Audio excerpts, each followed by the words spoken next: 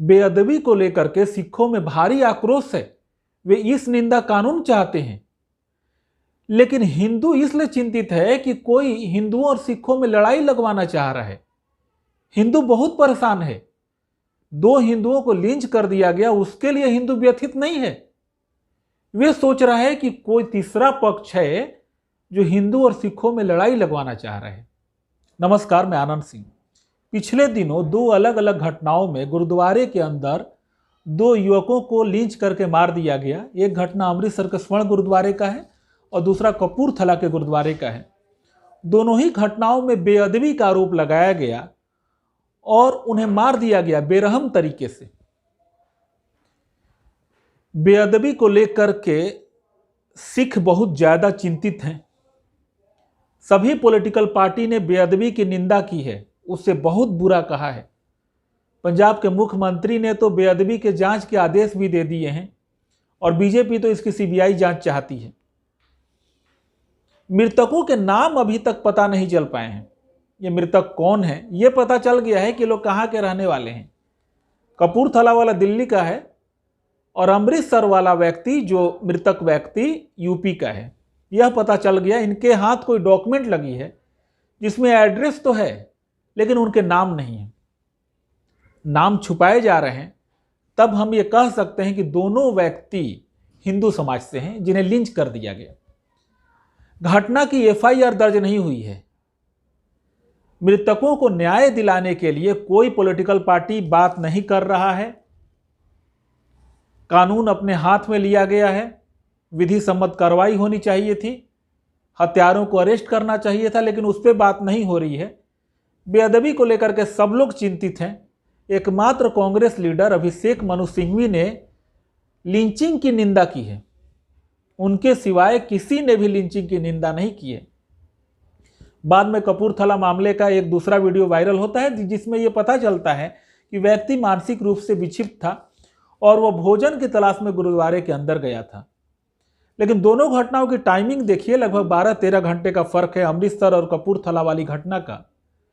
मुझे तो ऐसा लगता है कि कपूरथला वाला व्यक्ति जिसे गुरुद्वारे में लिंच कर दिया गया, वो गुरुद्वारे में गया नहीं था, उसे गुरुद्वारे में लाया गया है मारने के लिए। पुलिस ने भी पहले कहा था कि बेअदबी के कोई सबूत नहीं है। वो व्यक्ति को मुझे ऐसा लगता है कि गुरुद्वारे में लाया गया है और ला करके उसे प्लान्ड तरीके से मारा गया है।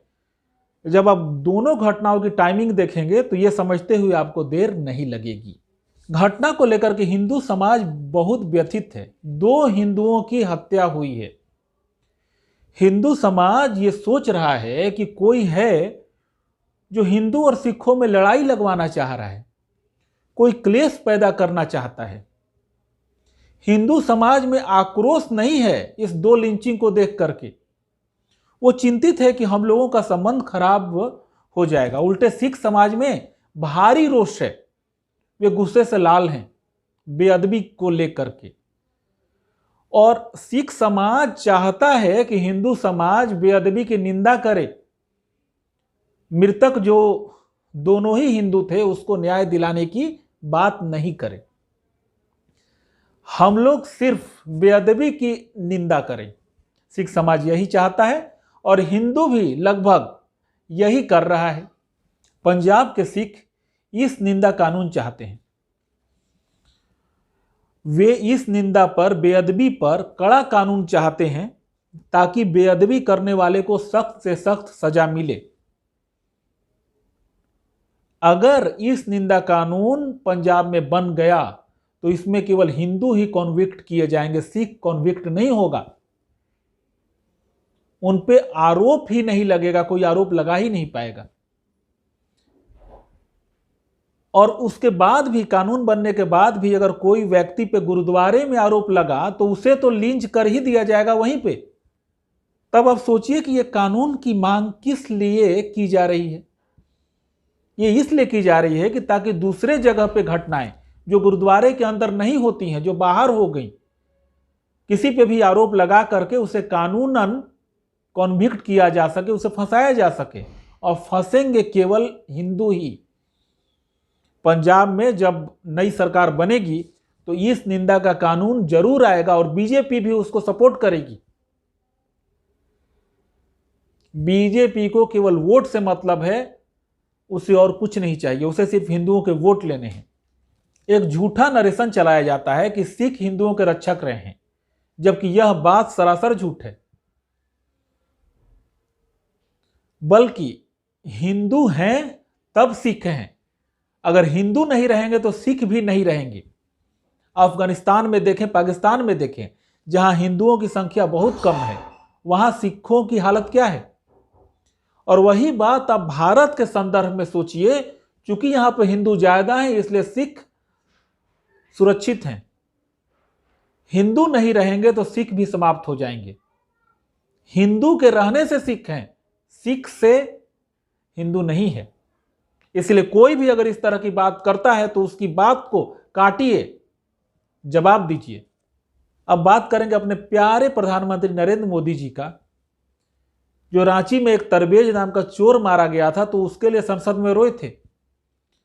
और झूठा दलित रोहित वेमुला, जो कि ओबीसी जाति का था, वह हैदराबाद में उसने आत्महत्या कर लिया था, तो उसके लिए भी मोदी जी ने आंसू बहाए थे।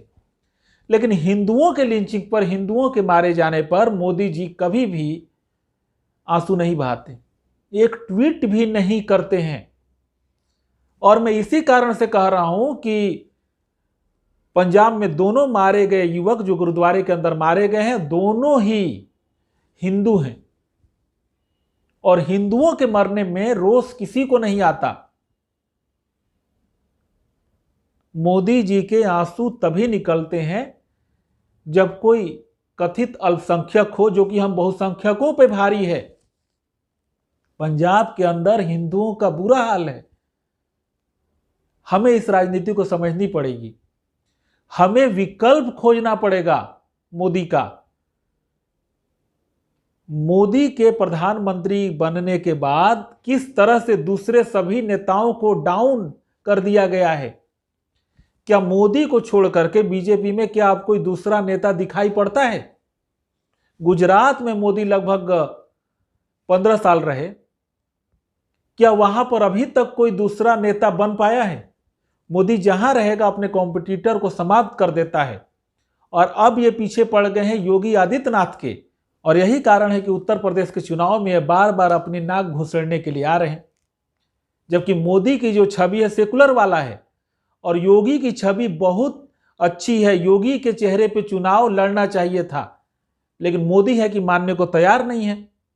ये उत्तर प्रदेश में चुनाव प्रचार करने के लिए लगातार आ रहे हैं, जबकि उसका कोई लाभ होने वाला नहीं है, हानि छोड़ के उसका लाभ नहीं होगा। मिलता हूं फिर एक नई वीडियो के साथ। आप सबका आभार।